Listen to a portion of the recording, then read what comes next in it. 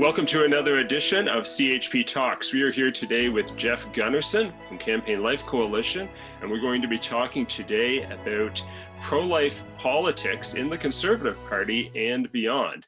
So with that, Rod, will you introduce our guest for today? Well, Jeff, it's great to have you with us again. And here's a little bit about Jeff for those who don't know. Jeff Gunnarson became the national president of Campaign Life Coalition on October 7th, 2018. He and his wife, Camilla, live in Cambridge, Ontario, and are proud parents of 4 children. Jeff originally came to Campaign Life Coalition in January of 2006. And he says under duress, he had participated in and helped organize some local pro-life events since the early 90s when Camilla joined her local pro-life office in Burlington, Ontario. And his activism solidified once becoming a Catholic in 1996. His education was in broadcast journalism, and most of his adult work experience was in sales. So he arrived at CLC's doorstep without any political or historical knowledge, no baggage, of the inner workings of the political arm of the pro-life movement. Since then, he has quickly become an expert in this field, and I know others say this about him, and we do as well. And he is working to extend Campaign Life Coalition's impact in leadership races, nomination battles, and general elections, and that's for the benefit of the innocent preborn and all those whose lives are vulnerable. So we really appreciate, Jeff, the work that you're doing. Thanks for joining us today on CHP Talks. My pleasure, as always, to be here. Thanks, Rod and Peter. One point on that introduction is that I'm not an expert, and I don't know if anybody can be an expert in this business because it's all educated guesses, right? Yeah.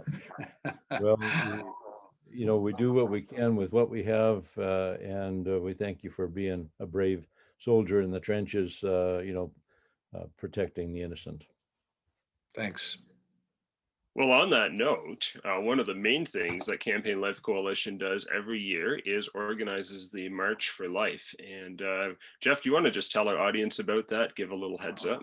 Sure. We're doing very similar production as we did last year, except for one significant change, and that is we're going to have a live portion, or at least a physical portion of it, going back to Ottawa.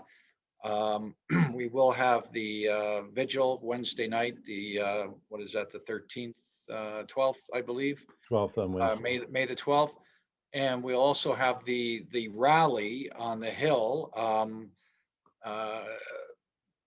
Full disclosure, we don't have a permit yet, but one way or another, we will be on the Hill, and and to whoever is there. Now, we're not certain exactly how that will look in terms of who can come on the Hill, how many people can be there. We do know the permit has limitations, but we're not sure if that means, how far out does that mean? Does that mean right out to the gates, or does that mean within a certain parameter of within the steps or wherever it is that we're gathering? So it's sort of a wait and see, but I think there will be a lot of curious and enthusiastic people that will likely show up in some form or another, inside or outside the gates. It really doesn't matter.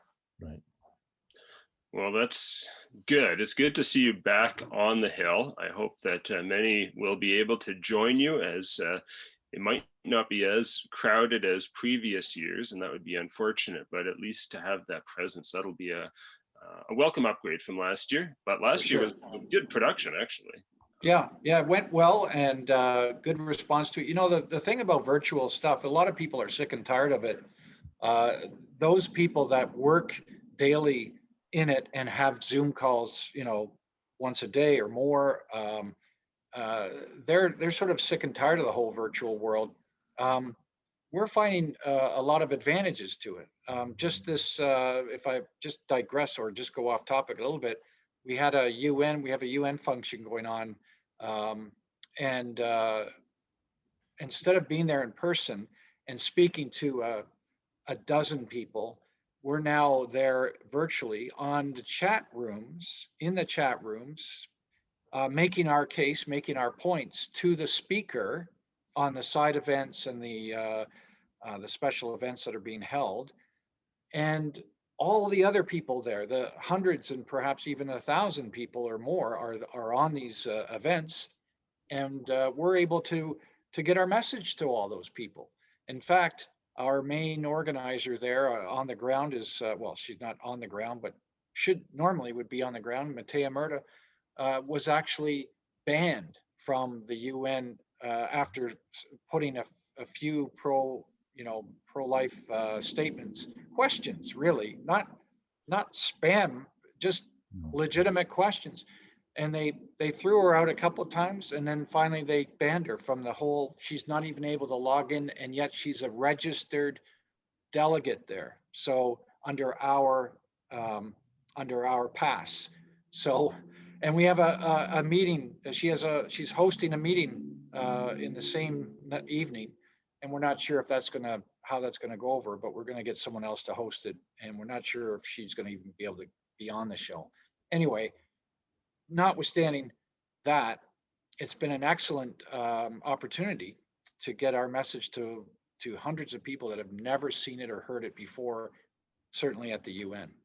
Yeah, well, Matea is brilliant. She's a good ambassador for you and for Canada there, for all of us, really. And it just shows the bias that they would, react to her messages, because she's very careful how she frames the message, and she's brilliant, really. She is. Yeah, that's why she's with us. Very good.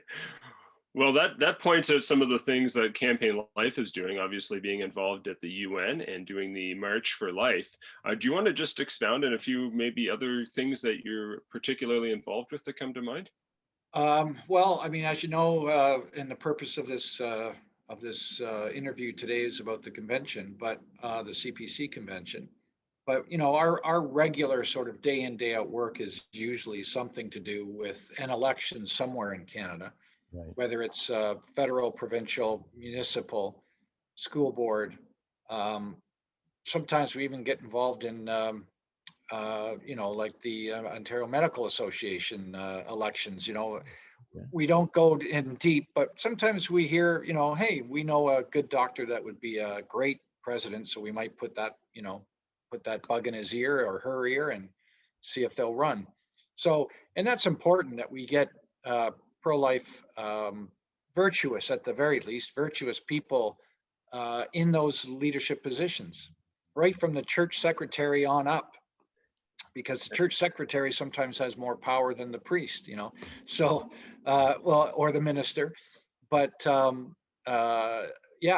that's our goal, like in hospitals, to have great hospital staff, not doctors and nurses necessarily. That's first and foremost, but the executive of the hospital, the board, people have to think that way in order to make the change that we're all looking for in the culture, is just to be everywhere, right? Well, the left has been very good at using that strategy. Think globally and act locally, and I think we have to become much better at it, because a lot of decisions are made, at city council levels, school boards, and like you mentioned, even doctors associations. Yeah, and Peter, just to close off or to finish my answer to your question is, I'm on a kind of a tirade right now with our staff and our supporters to try and get them engaged at the local level. I know the CHP doesn't have any kind of organization at the local level in terms of municipal politics, but I think that's super important that we not ignore. I think we've ignored it for decades, and as we can see, the conversion therapy nonsense that's coming out of dozens of municipalities. I mean, it's crazy. Who's heard of that? Where did that come from? Well, I won't go into it, but I know where it came from, or I think I know. And it's a UN initiative that's trying to infiltrate Canada and around the world, their agenda into and insert their agenda into the local municipality politics. So can you imagine? So if we have all of our cities and towns being very sort of anti-family, anti-traditional family, pro-abortion, how will that look at the provincial level and the federal level? Yeah. It's just, I asked that directly to an MP and said, how much influence does the local community have, the local town council have to your, like the mayors and the councillors have on your positions? And she said, oh, we're side by side in so many situations. And if they are feeding her the sort of the general landscape, if you will, of the town or the city, and say, the people really think this is important, well, they're going to listen to that. And so if it's all LGBT, pro-LGBT, and redefining what your sex is and whatnot, what chance do we have in changing the federal level or the federal psyche, if you will, in politics if we can't get it right in our own towns? Exactly. Yeah, that's a theme that has come up actually with a few of our guests, and it's something that CHP has talked about and encouraged, at least in terms of moral support. Get involved locally, run for municipal office, and get to know your local councillors and provincial members, etc. One other thing that you didn't mention that CLC does that we really appreciate in CHP and talk to many of our members about is your stoplight system of rating members of parliament. And we often hear from someone in a particular area and we want to quickly check out to see whether they're considered pro-life or not, or maybe it's unknown. But that's definitely a resource that we've relied on quite a bit. So thanks for that. It's one of our favorite. Unfortunately, because of the lack of manpower, it's not always as up to date as we'd like it to be. You know what happens. There's so much work put into an election or some kind of campaign, and then you sort of, it's over, and now all the updating has to happen, and that doesn't happen as fast as we like, and often doesn't happen between elections. Like, it doesn't always get caught up 100% between elections. So it's terrible. So if anybody's watching and would like to help us with that, they can give me a call and we'll see if we can put them to work. Wonderful. Yeah, do you have an inside scoop on your local member of parliament in terms of having some better or worse leanings than what CLC is showing on their website? Yeah, good question. Yeah.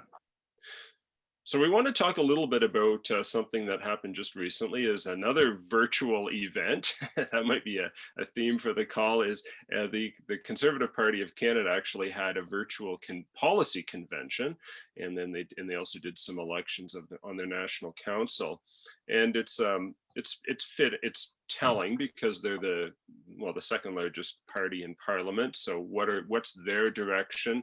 There are pro-life members of parliament in the Conservative Party. We don't want to take anything away from them, but we want to know how they're doing and how the pro-life cause is doing, sort of in relation to how that's the direction their party is taking. So. Oh boy, that encompasses a lot of different angles, but first of all, let me just preface that the convention is more about the for us, and well, for the definition of this, of a policy convention is that, and we're talking about policy, and we're talking about constitutional matters, and we're talking about electing national councillors, which there are 19 across Canada in the party.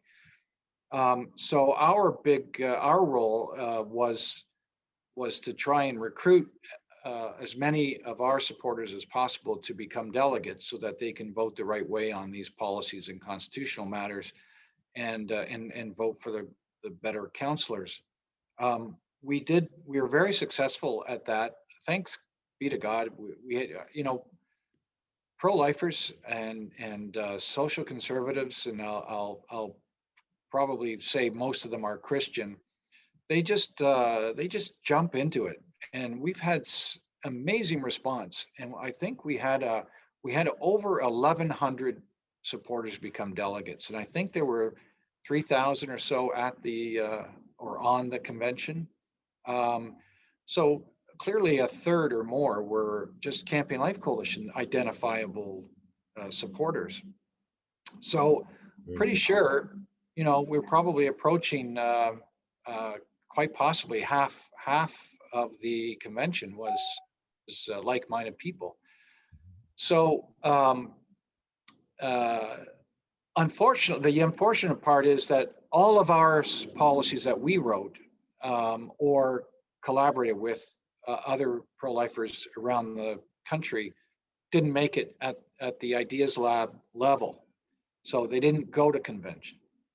As you know, they reduced the number that went to plenary by about 70 because there were no breakout sessions.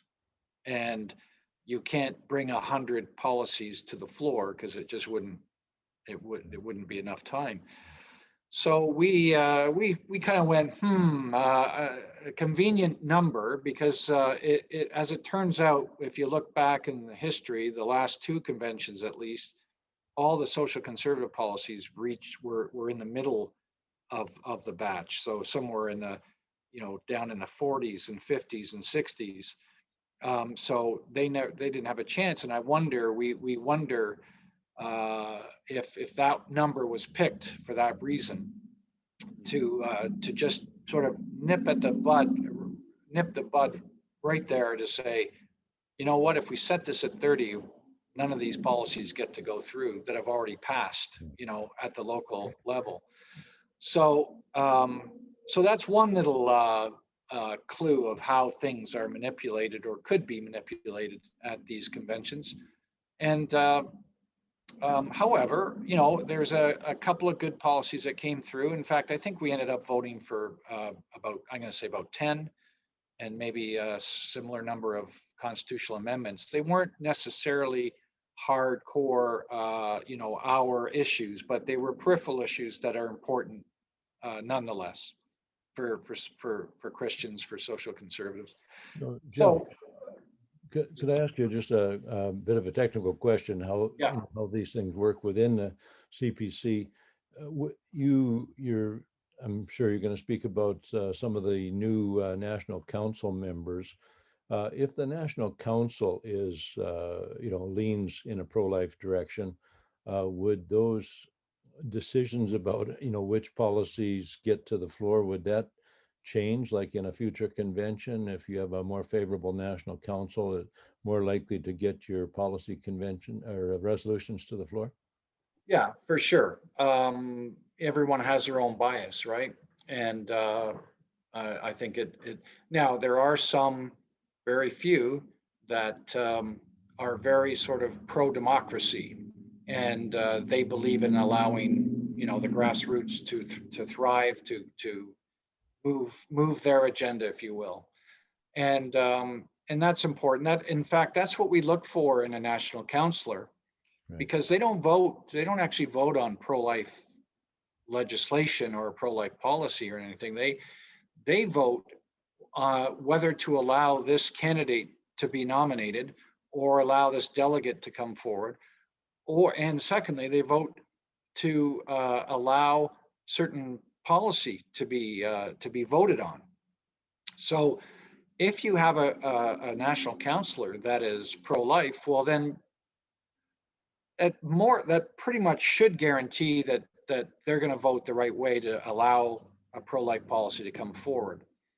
But if you have a pro-democratic national councillor who may or may not be, sure, a pro-abortion, rabid pro-abortion, pro-democracy guy is not going to allow it. But there is a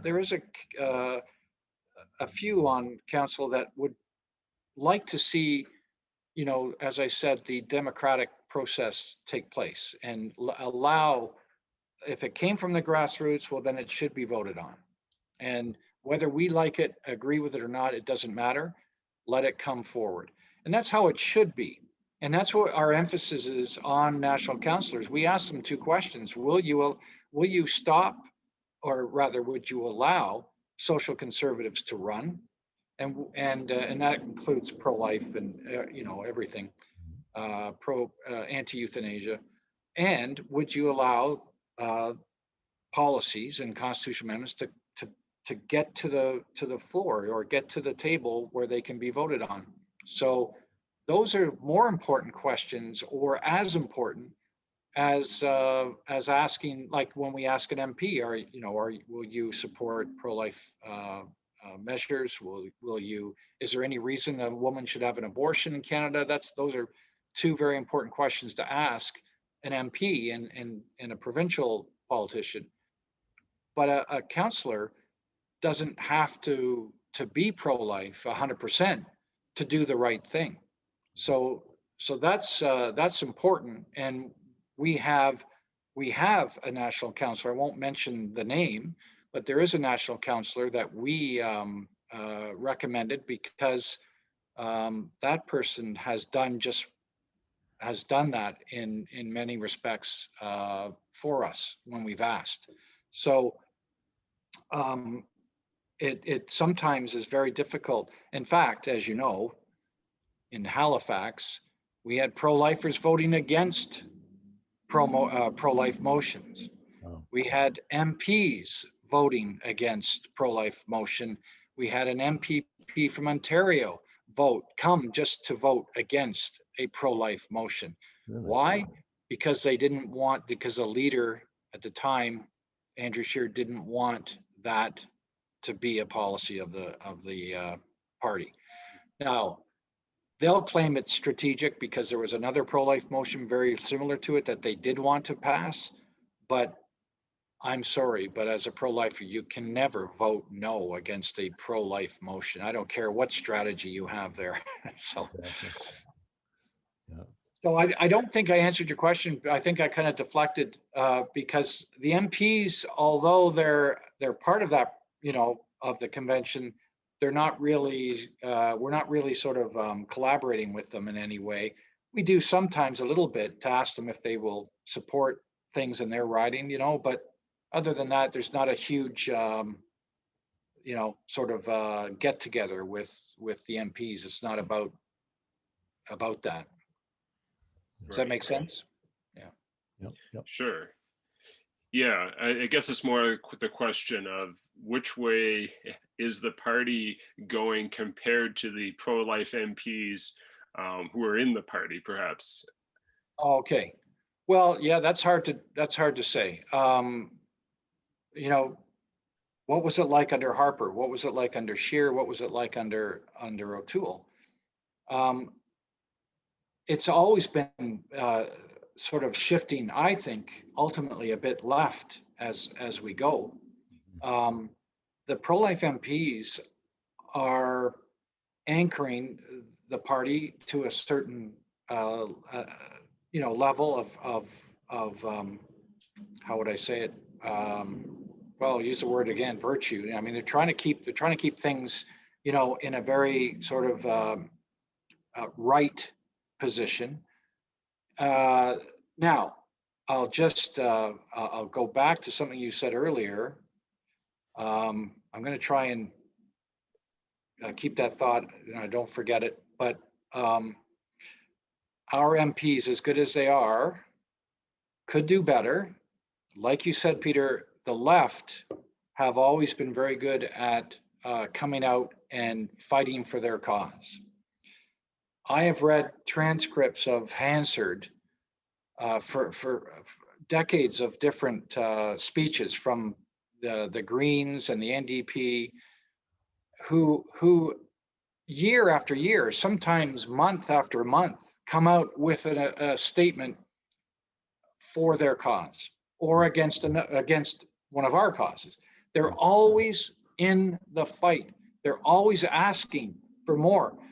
They're always spreading, misinformation about pro-life causes or about abortion or whatever. But they do it. You remember, I don't know if I never read the book, I'll admit, but I watched the movie Wilberforce. And you know how it starts in the beginning. Every spring, Wilberforce would roll out his anti-slavery bill. Well, that's what the Greens do. That's what the NDP do. Every single chance they get, they roll out their favorite item. It's not about, sometimes it's about, mundane things like lower taxes or whatever, higher taxes, I guess, in their case. But,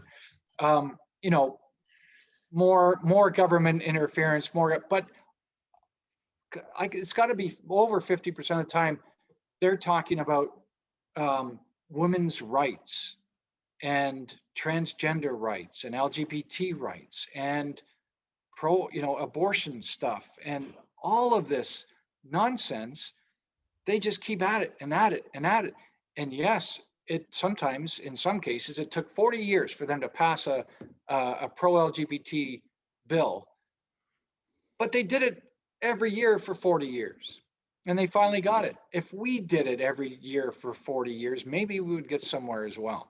So it's super important that we kind of put a fire under our MPs' bottoms and get them off the chair and get out there on the floor and throw it out. It doesn't matter if it passes or not. Just keep pushing, because it wears you down, right? It wears you down if you keep pushing. And weird, strange things can happen. Good things can happen when you keep shooting the puck at the net, as Don Cherry would say. Yeah, right.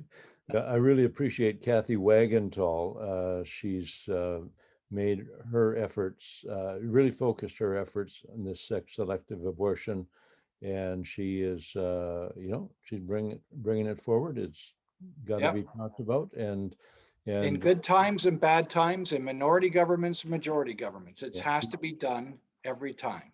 She's one of the great ones there. We recognize. Yeah. A lot of good pro-life MPs talk about it, and they do great things in committee. They say great things in committee, but they still don't double down by putting a bill out there, because I think they feel that it's not going to pass. Why bother? Yeah. Well, like I said, you got to keep shooting at the net. Eventually, they go in. Right. Okay. Yeah, you think about someone like Joy Smith, who I think was probably the first member of parliament that I ever knew of to talk about human trafficking, right?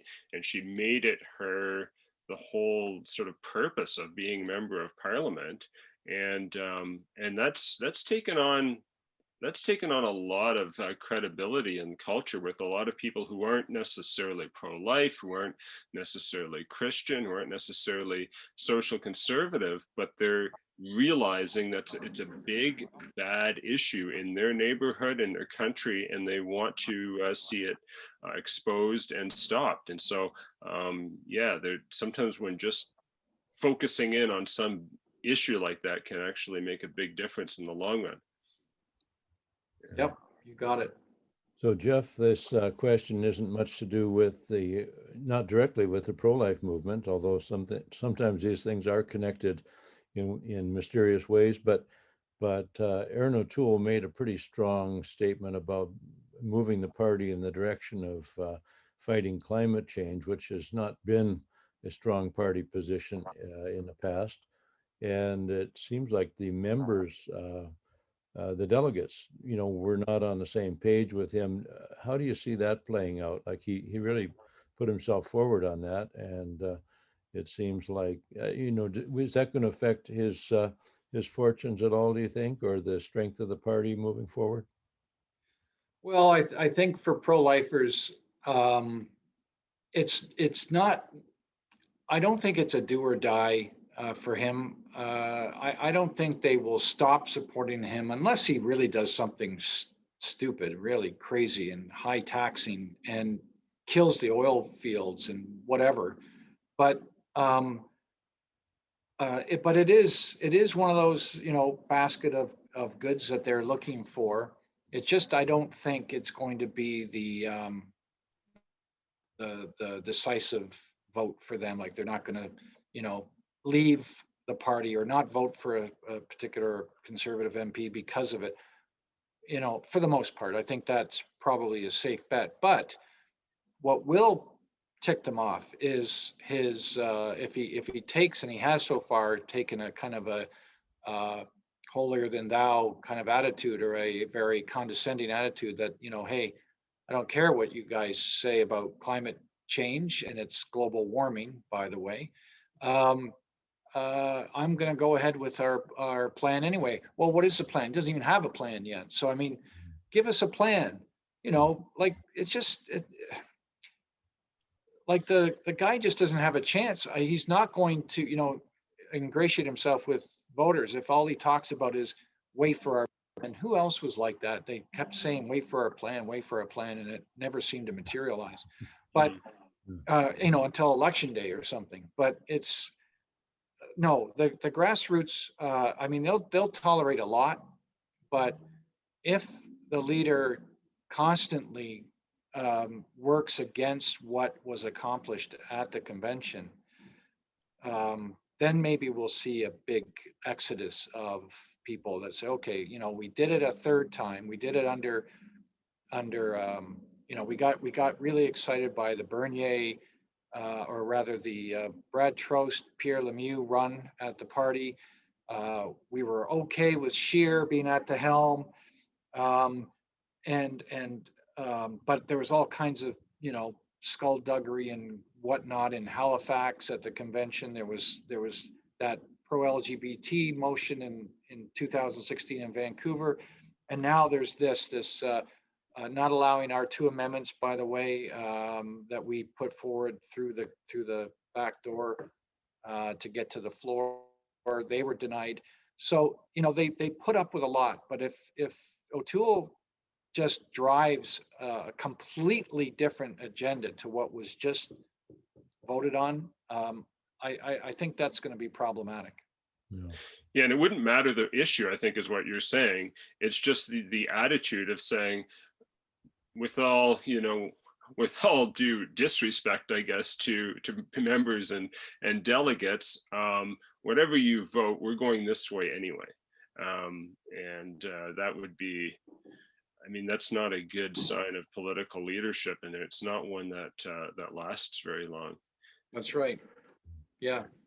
Well, we were particularly disappointed and surprised, frankly, that him kicking Derek Sloan out of caucus. And of course, he had to get a majority of the Conservative caucus to vote with him. I wasn't even sure that was going to happen, but it seemed like an unnecessary, you know, some self-inflicted injury to the party, because you know, Derek Sloan obviously has a large support base. We really like what he stands for.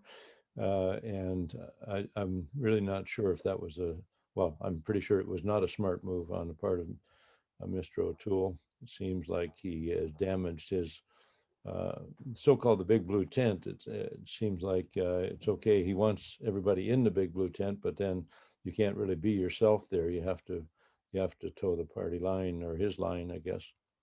Yeah, and you can't be too vocal. Look at Pierre Poilievre, and Pierre Poilievre is a natural leader in many respects, and great orator, and you know he's a dog on a bone when it comes to getting the truth out.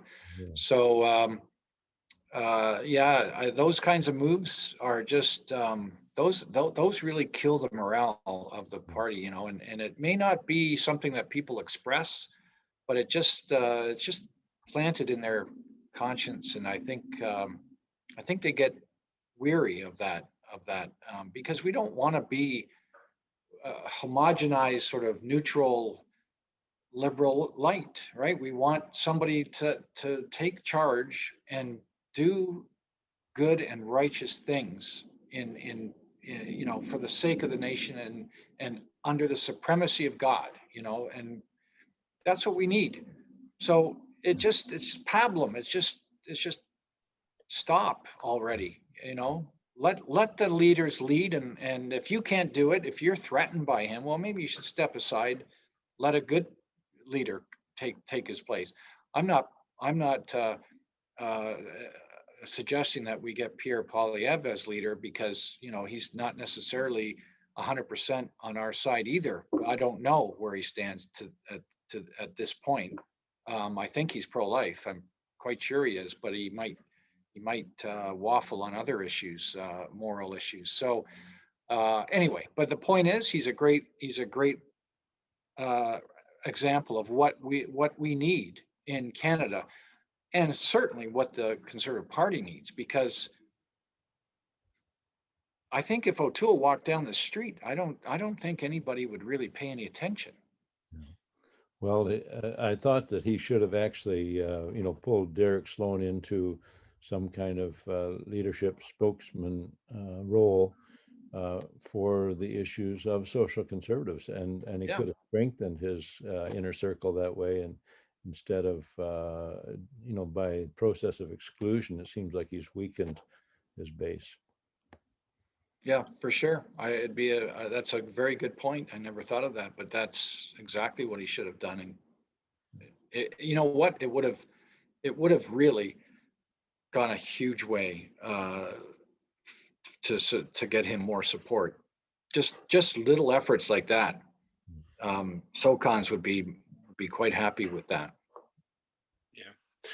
Not necessarily fooled by it, but happy with it, right? It's not necessarily that they're going to now just go, oh, okay, well, we can all go home and relax now. Everything's under control. Well said. Well, with that, do we have any final thoughts that we want to leave? We should probably wrap up this conversation. It's been good, but any final thoughts, Jeff?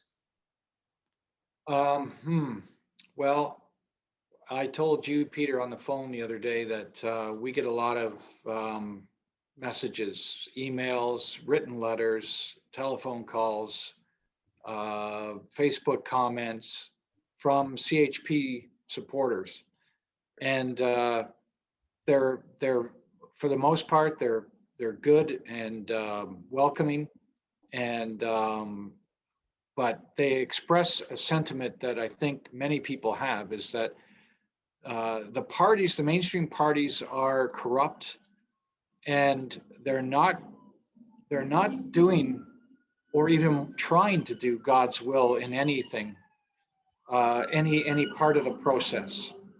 So they claim rightly that the CHP is the only pro-life party, national pro-life party, and that they should, we should consider joining them instead of trying to get people to join the CPC. So kudos to your supporters, and there's a lot of truth in that, and a lot of merit in that. And people are telling us that they have left the party, and they're going to vote either for CHP or they haven't said, they've just said they've left the party. Sure, some of them went to the PPC, but yeah, there's a discontent for sure overall, even notwithstanding what I said earlier about we had great engagement. People are full of hope, right? Christians are full of hope.